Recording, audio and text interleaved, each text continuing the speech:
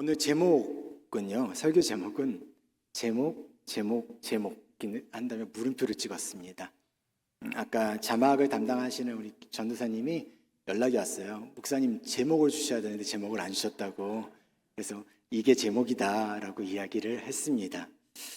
급하게 말씀을 또 준비하는 과정 속에서 맨 처음에 이제 어떤 제목을 할까를 생각을 하다가 말씀 연구하고 설교문 작성한 후에 이제 제목을 좀 정리하려고 했었는데 그래서 이제 그 제목 이렇게 써놨었거든요. 써놨었는데 써놓고 나서 다 말씀을 정리한 후에 다시 한번 보니까 이 제목이 오히려 낫겠다라는 생각이 들었었어요. 그래가지고 이 제목을 가지고 같이 이야기를 할 텐데 여전히 제가 몇 번씩 말씀드렸던 것처럼 그 제목이라는 그 제목 안에 제가 이런 가로를 하나 쳐놨습니다.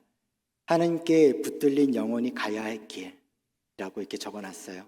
하나님께 붙들린 영혼이 가야 할 길. 오늘 우리가 봤던 잠언 16장 9절, 사람이 마음으로 자기의 길을 계획할지라도 그의 걸음을 인도하시는 이는 여호와시니라 라는 이 말씀. 아마 우리가 너무나 많이 읽었고 외웠고 마음에 새겼고 붙들었고 또 그 안에서 말씀 가운데 많은 은혜를 누렸던 그 말씀이라고 생각합니다. 오늘은 그러한 내용들보다는 조금 더 이 말씀의 고백이 되어져야 할 우리의 상황과 배경들을 조금 생각해 볼 수 있는 시간이 될 수 있었으면 좋겠습니다. 경쟁 사회 안에서 타이틀이라는 것은 되게 중요합니다. 타이틀은 그 대상을 돋보이게 만들기 때문에 그렇습니다. 누군가를 소개할 때도 그 사람의 경력을 요약해주는 타이틀이 필요합니다. 그래야 설득력이 생기거든요. 어떤 이들은 타이틀이 멋있는 사람에게 박수를 치며 존경하는 눈빛을 보내기도 합니다. 인생에서 성공한다는 것은 얼마만큼의 타이틀을 모아야 하는지를 말하기도 하는 것이죠. 우리는 어릴 때부터 초등학교, 중고등학교, 대학교를 지나오면서 자신을 설명할 수 있는 수많은 타이틀을 만들어 왔습니다. 그리고 취직을 하고 결혼을 하고 자녀가 생기고 또 자녀가 또 같은 길을 지나도록 안내하는 역할을 하면서 배우자가 또 자녀가 자신이 타이틀이 되어가는 것을 경험하는 경우도 많았죠. 30대 후반, 40대 후반, 50대, 60대를 지나서 노후를 보장받기 위해 새로운 시도를 하는 것을 통해 자신의 타이틀에 무엇인가를 더 얹기 위해 우리는 동분서주합니다. 갑자기 우리의 마음 가운데 있는 모습들을 우리가 생각을 했을 때 우리가 이런 타이틀에 대한 모습들이 우리 안에 있는지를 생각해 봐야 되는데 제가 오늘 설교의 제목이 제목이라고 적었잖아요. 네. 제목의 사전적 의미는 무엇이냐면요. 작품이나 강연 등에서 그것을 대표하거나 내용을 보이기 위해 붙이는 이름이라고 정의합니다. 그리고 타이틀의 사전적 의미는 제목을 알려주는 표제의 자막이라는 의미를 가지고 있습니다. 그래서 아까 제가 제목이라는 것은 제목에 대한 개념이고요. 가로를 쳤을 때에 하나님이 붙들림 바 되어진 영혼이 가야 할 길이라고 했던 것은 어떻게 보면 타이틀이라고 이야기할 수 있겠습니다. 제목과 타이틀은요, 같은 의미가 아닙니다. 타이틀이 아무리 많아도 자신을 표현할 수 있는 제목이 될 수는 없다라는 겁니다. 그럼에도 사람들은요, 자신을 드러내기를 원합니다. 왜냐하면 사람들은 자신이 어떤 상태에 있는지를 잘 모르기 때문에 그렇습니다. 잘 모르니까 자신을 드러낼 것을 찾아다니는 거죠. 우리는 제목을 찾기 위해서 나의 삶을 인도해 줄 것들을 찾기 위해 뛰어다닙니다. 하지만 우리의 발걸음을 인도하는 것은 오직 하나님뿐이잖아요. 그렇죠? 오늘 우리가 읽었었던 이 말씀, 잠언 16장 9절의 이 말씀, 사람이 마음으로 자기의 길을 계획할지라도 그의 걸음을 인도하시는 이는 여호와시다라는 이 고백은요, 같은 장에 있는 1절과 같은 내용이거든요. 1절에 이렇게 쓰여 있습니다. 마음의 경영은 사람에게 있어도 말의 응답은 여호와께로부터 나온다라고 되어져 있어요. 이 구절이 다른 번역으로 보면 이렇게 쓰여 있습니다. 계획은 사람이 세우지만 결정은 주님께서 하신다라는 말의 의미입니다. 그러면서 연속해서 2절에서 어떤 내용들이 이렇게 펼쳐지냐면 사람의 행위는요, 자기 눈에는 좋게 보인다라는 거예요. 그래서 모든 것이 깨끗하게 보이지만 그 의도가 무엇인지를 하나님은 아신다라고 이야기하면서 잠언의 16장의 내용이 전개되어져 가고 있습니다. 따라서 인간의 삶은 반드시 하나님의 주권을 인정해야 합니다. 여러분들 하나님의 주권을 인정하십니까? 그리고 우리가 우리의 인생에 있어서 하나님의 주권을 인정하는 그 삶이 쉬울까요? 정말 쉬울까라는 생각을 해봅니다. 우리는 내 자신을 설명하기 위한 사상을 속에서 살아가고 있습니다. 나를 드러내야 되는 세상 속에서 살아가고 있습니다. 그러다 보니까 나의 삶의 제목이 되어져야 할 예수 그리스도, 여호와 하나님의 그 주권보다는 내 자신이 제목이 되어져야 되는 상황이 너무나 많다라는 것이죠. 그러다 보니 우리의 삶이 자꾸 하나님 외에 다른 것에 매어져 살아갈 수밖에 없게 되어진다라는 겁니다.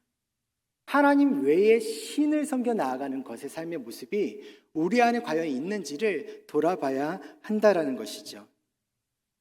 요새는 건강에 대한 관심도 엄청 많습니다. 그렇죠? 모든 사람들이 건강에 대해 신경을 많이 씁니다. 확실히 인간의 수명이 늘어난 건 맞는 것 같습니다. 온갖 케어를 통해서 우리는 건강을 유지하려고 하죠. 그런데도 아픈 건 또 아픕니다. 암 발생률도 더 높아지기도 했고 여러 정신질환들도 많이 생겨나기도 하죠. 그러다 보니 모든 것이 발전해 가도 여전히 육체에 대해 자신할 수 없는 겁니다. 그런데도 자신할 수 없는 육체를 우리는 온갖 신경을 쓰며 살아가고 있죠. 그런데 이상한 건 자신의 영혼에 관해서는 관대하다라는 겁니다. 동물과 인간의 차이가 무엇인지 아십니까? 인간에게는 영혼이 있고요. 동물에게는 영혼이 없다는 겁니다. 육체는 유한하지만 영혼은 영원합니다. 영혼은 육체처럼 죽지 않습니다. 이 영혼의 다음을 경험하기 위해서는 육체가 죽어야만 가능합니다. 그 한 번의 죽음을 경험하지 않았으니 우리는 어떻게 해요? 그 자신에 대한 영혼에 너무 관대해질 수밖에 없다는 거죠. 많은 사람들이 건강을 생각하는 거면 자신의 육체만 가지고 있다고 생각하는 것 같습니다.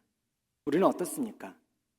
우리는 우리 자신의 영혼의 건강에 대해 얼만큼 신경을 쓰고 있습니까? 요새는 우리 자신의 영혼에 대해서 어떻게 진단하나요? 여러분들은 여러분 자신에 대해서 어떻게 스스로를 평가하고 있습니까?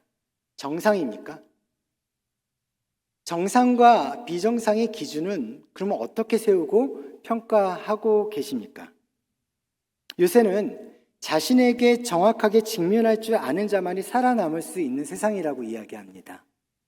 의존성이 강화된 세상에서 스스로 자립할 수 있는 것은 다른 어떤 것이 아니라 바로 자신을 제대로 아는 것이죠.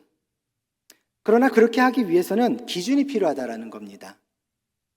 성경은요, 인간의 영혼이 어디서부터 왔는지, 그리고 어떻게 가고 있는지, 그리고 결국은 어디로 가야 할지를 가르쳐 주는 책이다라고 정의한다면 성경은 영혼의 거울도 되고 영혼의 지표도 되고 영혼의 종착지도 될 수 있습니다. 자, 그렇다면 성경으로 자기를 들여다보는 것이 가장 정확하지 않을까요? 성경은 우리를 창조하신 하나님의 말씀이기도 합니다. 그리고 그 성경을 기준으로 우리 자신을 돌아보는 것이 아마 가장 정확할 것입니다. 여러분들 캐논이라는 말을 들어보셨습니까? 아마도 일본 카메라 회사의 이름이기도 하고 또 캐논 변주곡이라는 단어로도 쓰이는 그 캐논 말입니다. 성경을 캐논이라고 말합니다. 왜 성경을 캐논이라고 말하냐면요, 고대 이집트에서는요, 나일강의 잦은 범람으로 인해서 이 농사를 짓기 위해서 측량법이 발달하게 되어졌습니다. 근데 강이 범람하는 경우에 이제 나무 막대기 하나를 이제 그 강바닥 안에서 꽂아가지고 세웁니다. 그래서 물 높이가 그 막대기에 어느 정도에 오느냐에 따라서 농사의 방식과 방법을 조금씩 변경해 갑니다. 아마 몇십 년, 몇백 년까지 지내왔던 시간들 속에서 아마 그렇게 만들어져 왔겠죠. 이제 그 나무는 절대 잃어버려서는 안 되는 부분일 것 같습니다. 그렇죠? 그러니까 그러한 내용, 그런 나무들, 그래서 그 나무를 꽂아서 기준을 정하고 그 기준을 통해서 농사의 방식을 정했었던 고대의 그 방식, 그 나무를 가리켜 캐논이라고 말합니다. 인간의 기준이 되는 것, 인생의 기준이 되는 것, 삶의 기준이 되는 것, 그것이 캐논, 즉 성경이라는 것이죠. 사람들은 자신을 판단하는 기준이 언제나 자기 자신이기 때문에 스스로를 정상이라고 생각합니다. 그러나 하나님의 판단은 사람의 판단과는 정반대일 수도 있다는 사실을 우리는 반드시 기억해야 합니다. 하나님에게 인간은 근본적으로 잘못된 자아상을 가지고 있는 존재로 보여지고 있거든요. 성경에서 많이 나오는 단어들 중에 죄, 죽음, 심판, 피 아마 많이 들어보셨을 것입니다. 만약 성경이 이런 원색적인 용어들을 반복하고 있다면 우리는 그 안에서 어떠한 뜻이 있다고 생각해야지 쉽게 넘어가서는 안 된다라는 겁니다. 죽음이라는 말을 그냥 단순하게 허무감으로 그냥 끝나는 그 치부해서는 안 된다라는 거죠. 그 죄를 인간이 가지고 있는 그냥 연약함, 그냥 약점으로 생각해서도 안 된다라는 것입니다. 내 영혼의 병에 대하여 바른 말을 하지 않으면 바른 진단이 나올 수 없고 또한 치료되지 않습니다. 의사는 병을 흐리멍텅하게 가르쳐주지 않죠. 만약에 죽음에 직면한 병이라면 죽음을 준비시키기도 합니다. 이처럼 무엇을 준비하느냐가 삶의 가치를 정해줄 수 있습니다. 그래서 오늘 이 시간에 영혼이 가야 할 길을 준비하는 시간이기를 소망하고요. 그래서 우리 영혼이 가야 할 길에 대해서 한번 정리해 봤으면 좋겠습니다. 자, 영혼이 가야 할 길에 대한 준비인데요. 텍스트 한번 띄워주시고요. 제가 읽어드리겠습니다. 우리는 하나님과 원수가 되어 있습니다. 그래서 우리에게는 가장 중요한 것이 빠져 있습니다.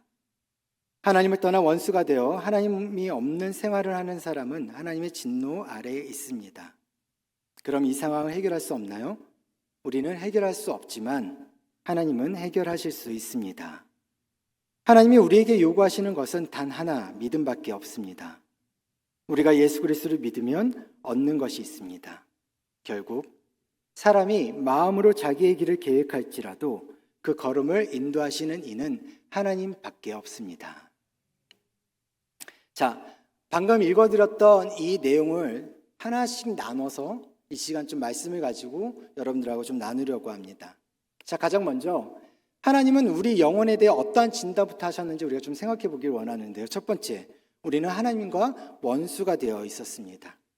골로새서 1장 21절에서 22절을 보면 전에 악한 행실로 멀리 떠나 마음으로 원수가 되었던 너희를 이제는 그의 육체의 죽음으로 말미암아 화목하게 하사 너희를 거룩하고 흠없고 책망할 것이 없는 자로 그 앞에 세우고자 하셨으니. 자, 인간은 하나님과 겉으로만 원수가 아니라 마음으로부터도 원수가 되었다라는 거예요. 근본부터 하나님과 원수가 되어서 하나님을 멀리 떠나 악한 행실로 살아갔습니다. 하나님을 떠난 상태는 마음부터 하나님과 원수 관계입니다. 이것에 대해 어떤 사람은 이렇게 항의할 수도 있죠. 나는 교회에 나가지는 않지만 하나님이 계시는 것을 인정합니다. 신앙생활을 긍정적으로 생각하고요. 그런데 내가 왜 하나님과 원수라고 말할 수 있겠습니까? 하지만 내가 하나님을 어떻게 생각하느냐가 중요한 것이 아니라 하나님이 나를 어떻게 보고 계시는가가 중요하다는 겁니다. 하나님이 나를 보실 때 원수 맺는 관계로 보신다는 거죠. 하나님을 떠난 관계는 하나님과 원수 맺는 관계라는 거예요. 내가 생각하는 주관적인 관계가 아니라 하나님이 보시는 객관적 관계가 원수 맺는 관계라는 겁니다. 자기 주관적 입장이라면 바꿀 수 있습니다. 그러나 객관적 입장일 때는 어쩔 수가 없습니다. 여러분들은 이 말을 받아들일 수 있겠습니까? 하나님에 대한 무관심한 상태는 하나님과 원수 맺는 상태입니다. 하나님은 우리와 무관심할 수 없는 관계이거든요. 부모와 자식 간에 무관심하다면 이것은 죄악의 담이 막힌 것입니다. 혈통의 관계이기 때문에 우리의 관계가 그렇습니다. 창조주와 피조물의 관계는요, 절대로 무관심할 수 없는 관계예요. 무관심해서도 안 되는 관계라는 거예요. 그럼에도 불구하고 무관심한 관계로 갈 수밖에 없는 상태가 바로 원수의 관계이다라는 것입니다. 세상 사람들과도 원수 관계를 맺으면 잠을 이루지 못하는데 하물며 하나님과 원수된 인간은 어떻겠습니까? 당연히 평안이 없겠죠. 평안이 없는 이유는 하나님과 원수가 되었기 때문입니다. 우리 영혼이 의식하지 않아도 우리 영혼은 그것을 감지합니다. 그래서 우리가 하나님과 원수가 되어져 있었던 그때에는 우리 안에는 평안보다 불안과 공포가 더 가득 찼었거든요. 그래서 우리에게는 가장 중요한 것이 빠져 있습니다. 에베소서 2장 12절에 이렇게 쓰여 있습니다. 그때에 너희는 그리스도 밖에 있었고 이스라엘 나라 밖의 사람이라 약속의 언약들에 대하여 외인이요 세상에서 소망이 없고 하나님도 없는 자이더니. 예수님을 믿지 않고 산다면 인간에게는 소망이 없습니다. 정말로 예수님을 믿지 않고 사는 사람들의 소망이 무엇일까 생각해 본다면 젊었을 때는 어떠한 성공적인 삶을 위해 몸부림을 치지만 결국에는 그 모든 것들이 쌓이고 쌓여서 뭔가 자식들에게 좋은 것들을 나눠주고 많은 재산들을 나눠준다 한들 결국에는 허무함에 빠지는 경우가 많다라는 겁니다. 예수님을 믿지 않으면. 예수님을 따라가지 않는다면 그 안에서 절대로 만족감을 누릴 수 없게 되어진다라는 거죠. 우리 안에는 소망이 있습니까? 우리는 무엇 때문에 살아가고 있습니까? 한번 우리 스스로에게 이런 질문을 던져보셨으면 좋겠습니다. 성경이 보이는 것은 성경은 보이는 것이 소망이 아니라고 말하고 있었습니다. 보이는 것은 기대할 만한 것이 없다라고도 이야기했죠. 그럼에도 우리는 보이지 않는 것에 무관심하고 고려하지 않는다라는 겁니다. 한번 이 질문에 대해서 자문자답해 보십시오. 하나님이 누구십니까? 정상적인 대답이라면 하나님은 하나님이어야 맞습니다. 하나님이 나를 만들었기 때문이죠. 그러나 하나님을 안 믿으니까 하나님이 없는 겁니다. 그러면 하나님은 나 자신이 될 수밖에 없습니다. 성경에서 세상 마지막 때에 곧 지금 시대를 살아가는 이 사람들의 삶의 모습 가운데에는 여전히 자기를 사랑하고 쾌락을 사랑하고 자기 만족으로 살아가는 인생과 삶의 방식을 취하며 살아갑니다. 그곳에는 하나님이 없다라는 겁니다. 그곳에는 내가 하나님일 수밖에 없다라는 것입니다. 그것이 바로 우리 안에 빠져 있는 부분입니다. 하나님이 없다는 거죠. 그래서 세 번째로 이와 같이 하나님을 떠나 원수가 되어 하나님이 없는 생활을 하는 사람들은 하나님의 진노 아래에 있을 수밖에 없었습니다. 로마서 2장 5절에 이렇게 쓰여 있습니다. 다만 내 고집과 회개하지 아니하는 마음을 따라 진노의 날 곧 하나님의 의로우신 심판이 나타나는 그날에 임할 진노를 너희가 쌓는도다 라고요. 인생은 절대로 윤회가 아니잖아요. 그렇죠? 역사의 시작이 있었던 것처럼 종말은 반드시 다가오게 되어져 있습니다. 그리고 그날이 되면 하나님이 모든 악인을 심판하십니다. 지금은 죄를 지어도 아무것도 없어 보이니 괜찮다고 생각할 수 있습니다. 하지만 그날까지 행악자는 머리에 계속 진노를 쌓게 된다는 겁니다.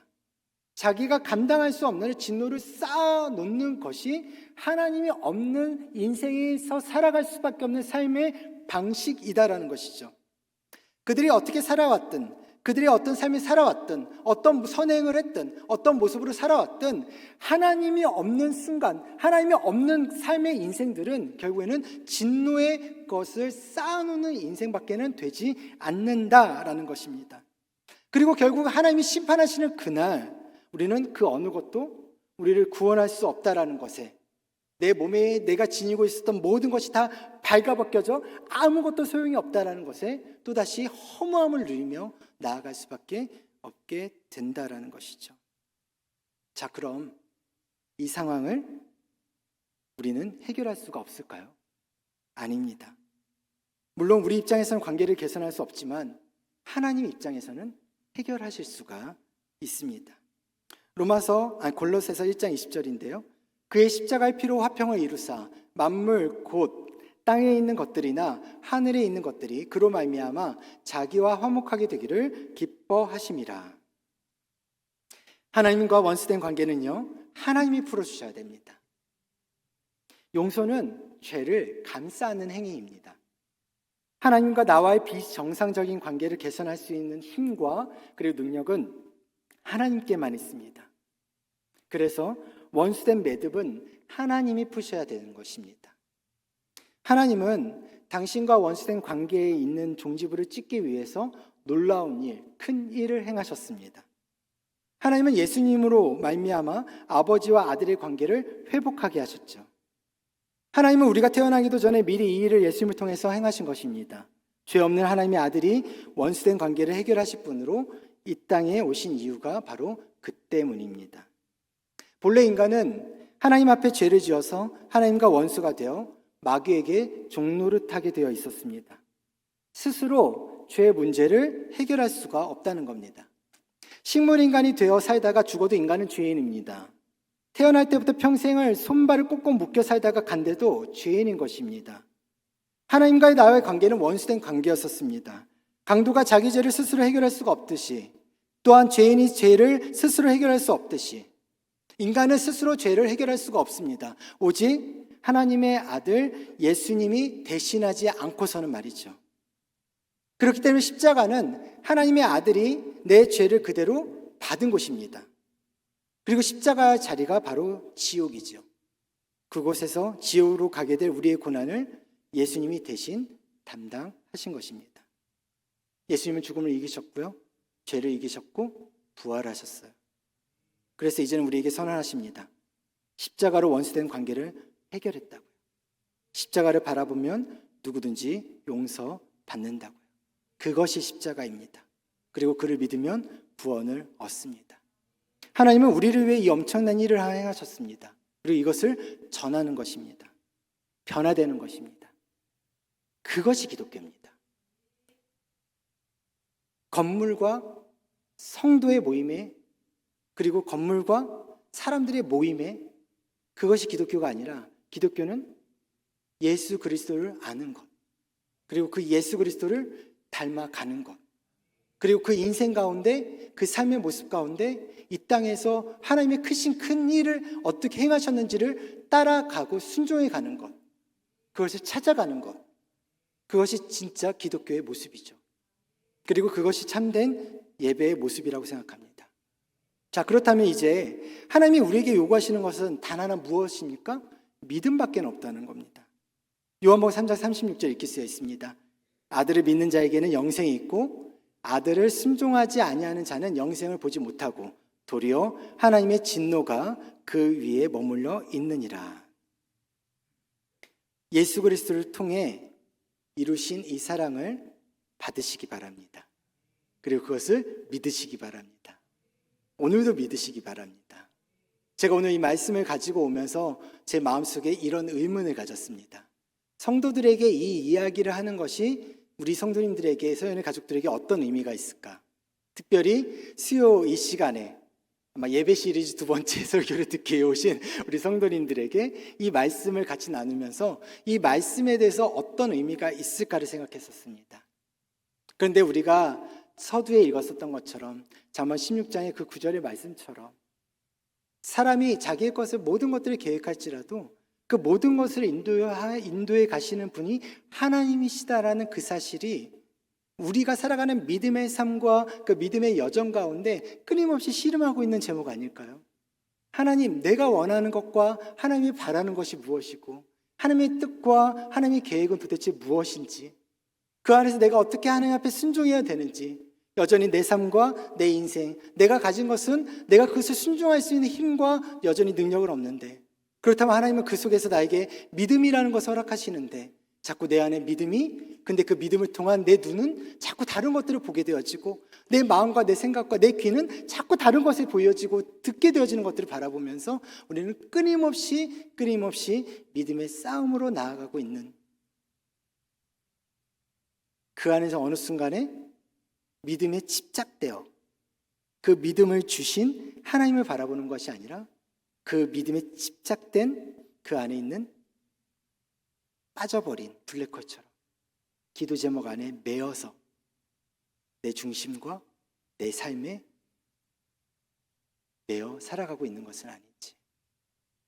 그렇기 때문에 우리에게 주시는 오늘의 이 말씀을 통해서 하나님을 믿는다라는 것이 쉬운 것은 아니나 그럼에도 불구하고 하나님을 믿는 은혜를 나에게 주셨사오니 그 은혜 위에 예수 그리스도라는 그 은혜가 쌓여짐으로 말미암아 그 예수 그리스도를 바라보며 주 예수 그리스도의 그 십자가를 바라보며 오늘도 믿음으로 걸어갈 때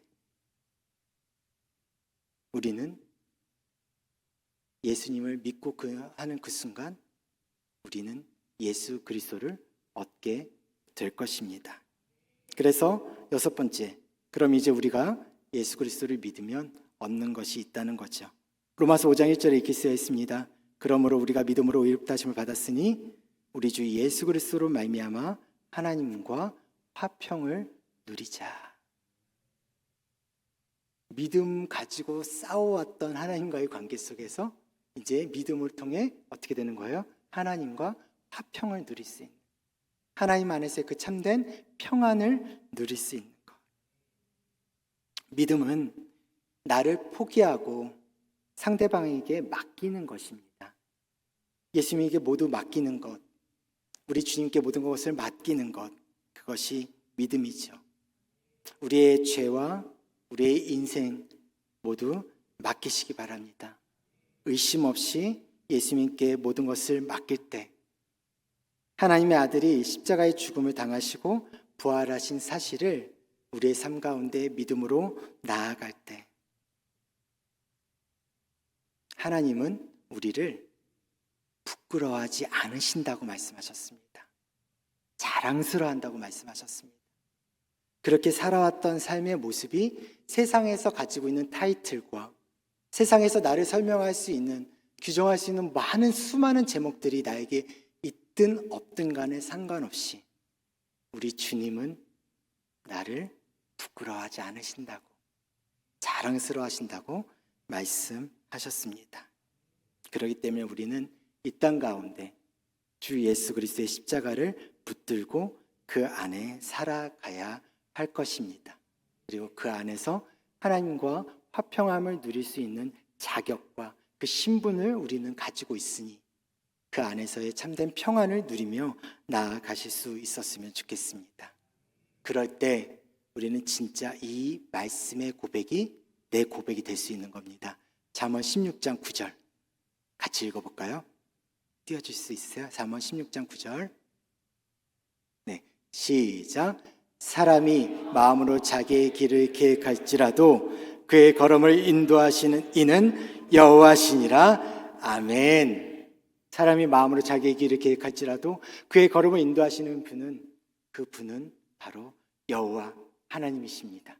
우리를 구원하신 그 하나님께서 여전히 우리 발걸음 인도해 가고 계십니다.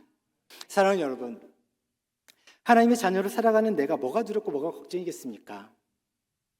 힘들더라도 이겨낼 수 있는 기쁨을 구하시길 바랍니다. 절망스럽더라도 소망이 있는 그 삶을 구하시기 바랍니다. 그렇게 살아내는 것이 그리스도인의 삶입니다. 마냥 정신 나간 것처럼 그냥 기뻐하고 소망을 갖는 게 그리스도의 삶이 아닙니다.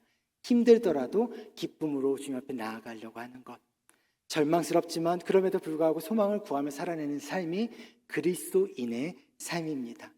그것이 바로 우리 인생의 하나님의 주권을 인정하며 살아내는 삶의 인생이고, 우리의 삶에 하나님과 만나지 않음으로 인해서 원수된 관계였고 내일에 대한 소망이 없었고 하나님 없이 하나님의 진노가 그 인생 가운데 쌓여왔었던 그 인생의 모습 가운데서 이제는 우리가 하나님을 만났기 때문에 우리의 오늘이, 우리의 내일이 분명하게 소망이 있고, 그리고 그 소망의 자리에 분명히 하나님께서 함께하고 계신다라는 그 믿음의 고백이 우리의 고백, 우리 서연의 고백, 우리 서연 가족들의 고백, 그런 고백이 될 수 있기를 간절히 소망합니다. 그렇기 때문에 결론을 짓겠습니다. 내 영혼이 가야 할 길은 오직 예수 그리스도밖에 없습니다. 그렇기 때문에 다시 일어나 남은 한 주를 살아가면서 내 영혼이 가야 할 길을 확인해 보시기 바랍니다. 그리고 그 삶에 반드시 우리 주님의 축복이 있을 것입니다. 그리고 그럼 서연의 가족들 되시기를, 그런 삶의 능력이 서연의 가족들의 인생의 삶의 모습이 되어질 수 있기를 간절히 소망합니다.